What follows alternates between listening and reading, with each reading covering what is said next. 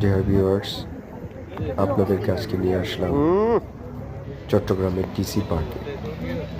DC পার্কের এই অসাধারণ গেটটি অনেক সুন্দর।